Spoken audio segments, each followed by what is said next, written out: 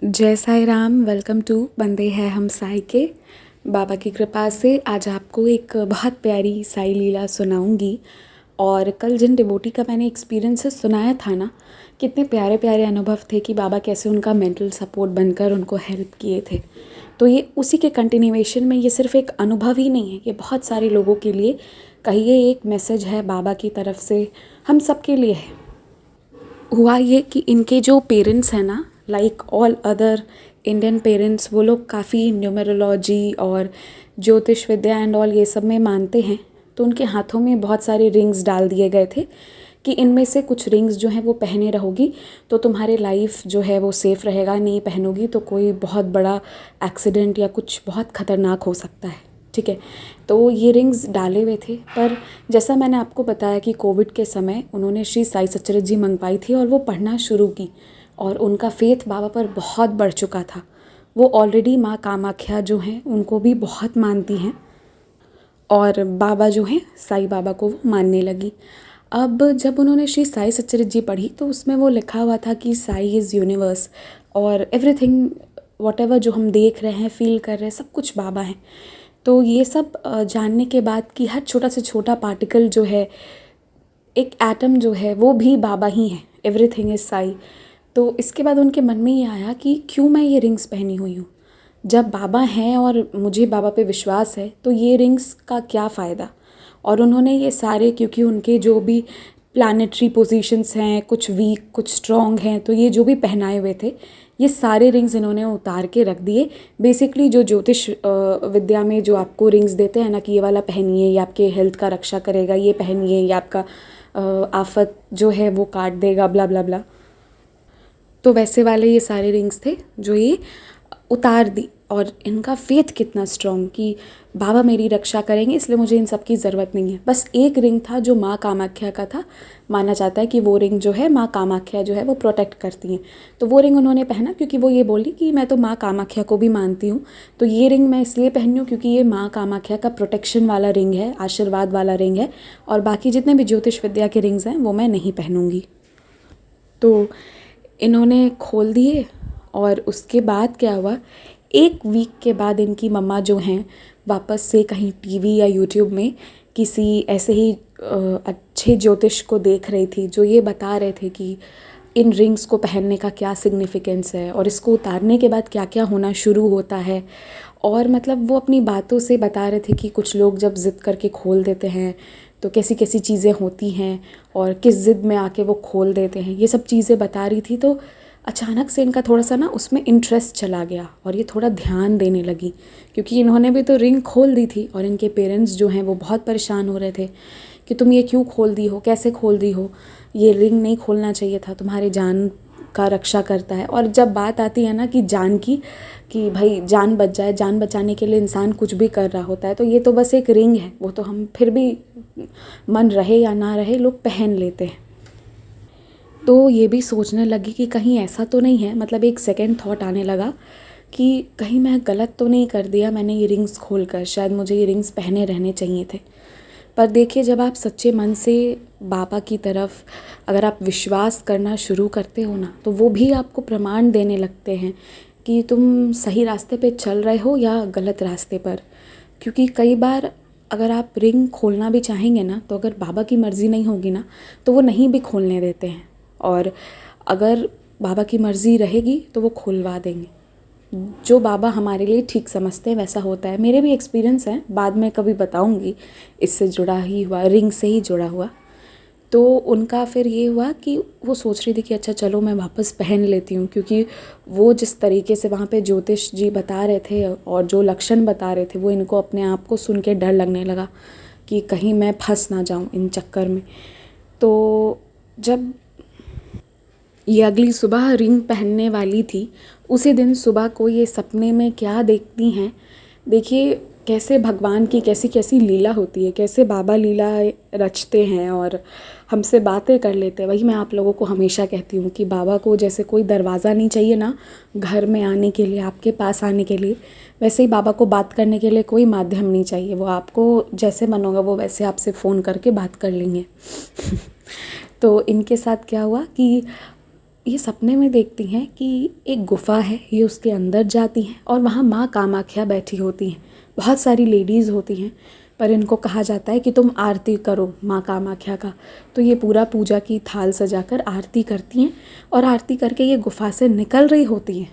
तभी वहाँ पर एक लेडी रोकती है, इनके हाथों में एक रेड कपड़ा देती है और कहती है कि इसे हमेशा अपने पास रखना, इससे तुम्हारी रक्षा होगी, तुम्हारा प्रोटेक्शन होगा। अब जब ये बात सपने में इनको बोल दिया गया ना कि इससे तुम्हारा रक्षा होगा, तो जब ये उठी तो ये पूरा एनर्जेटिक होकर उठी। क्योंकि जब हम ऐसे भगवान जी, हमारे बाबा या दुर्गा माँ, कोई भी आकर हमसे बात करके चले जाते हैं ना, तो जो वो एक एनर्जी मिल जाती है ना, एक पॉजिटिविटी मिल जाती है, एक अश्योरेंस मिल जाता है, उसका क्या ही बोले। और उसके बाद इन्होंने रिंग नहीं पहनी, क्योंकि वो जो उन्होंने कहा ना कि प्रोटेक्ट करेंगे, तो इन्हें लगा कि ये मेरे ही सवालों का जवाब था कि मैं ये रिंग पहनूं या ना पहनूं। सेकंड थॉट जो दिया था, तो बाबा कहीं ना कहीं इन्हें मना कर दिए कि कोई ज़रूरत नहीं है पहनने की, मैं तेरी रक्षा ऐसे ही करूँगा, डर मत। और ये जो पहले इनके माइंड में वो सब थॉट्स था ना कि वो रिंग के बिना कुछ घटना हो जाएगी, तो बाबा वो डर हटा दिए इनके दिमाग से। और बाबा तो कहते ही है ना कि तुम बस मुझ पर विश्वास रखो, तो तुम्हारे किस्मत में भी जो लिखा है वो भी मैं बदल दूँगा। ये शक्ति बाबा में है कि चाहे कुछ भी लिखा हो, चाहे हमारे साथ कितना भी अन्याय होने वाला हो, यदि हम बाबा का हाथ पकड़ लेते हैं ना, तो बाबा हमको बचा के ले जाते हैं। जो चीज़ें हमारे किस्मत में दूर दूर तक नहीं होती हैं, हमको वो भी दिला देते हैं। इसीलिए तो बस बाबा पे विश्वास करो, तो इतना कि मतलब जिसको वर्ड्स में बयां ना किया जा सके। तो देखिए इस तरीके से बाबा जो है इनको अश्योर किए, और ये फिर रिंग्स नहीं पहनी और सब कुछ अच्छे से हो रहा है।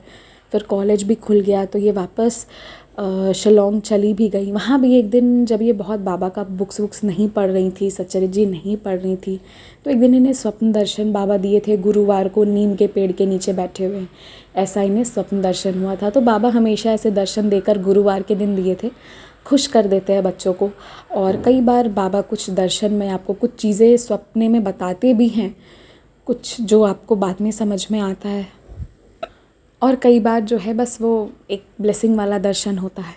तो ये सब, ये जो इनके साथ अनुभव हुआ, ये हम सब के लिए भी एक मैसेज है कि चाहे आप अंगूठी पहने या ना पहने, चाहे आप कोई बहुत बड़ा पूजा कराएं या ना कराएं, यदि बाबा पे विश्वास है ना, और बाबा से कह दे बस कि बाबा रक्षा करना, तो फिर किसी चीज़ की ज़रूरत नहीं है, ना किसी ज्योतिष की ज़रूरत है, ना कोई बहुत बड़े पूजा की ज़रूरत है, कुछ नहीं, बस एक विश्वास होना चाहिए। तो ये ही चीज़ था। तो इसके साथ में एक एक्सपीरियंस और है, उसे ऐड कर रही हूँ उनकी ही आवाज़ में, डिवोटी की आवाज़ में, उसे भी सुनिएगा आप लोग। और जिनको भी अपने एक्सपीरियंसेस शेयर करने हो तो ज़रूर शेयर कीजिए।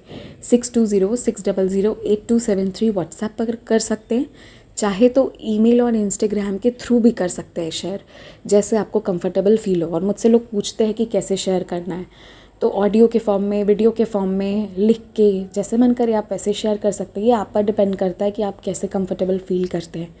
और सबसे बड़ी बात ये है कि आई थिंक वीडियो शेयर करने में सब लोग कंफर्टेबल नहीं होते हैं, तो आप ऑडियो भी भेज सकते हैं, जैसे मन करे। बस अनुभव साझा होने चाहिए, कोई स्क्रीन पे दिखे या ना दिखे, दैट डजंट मैटर।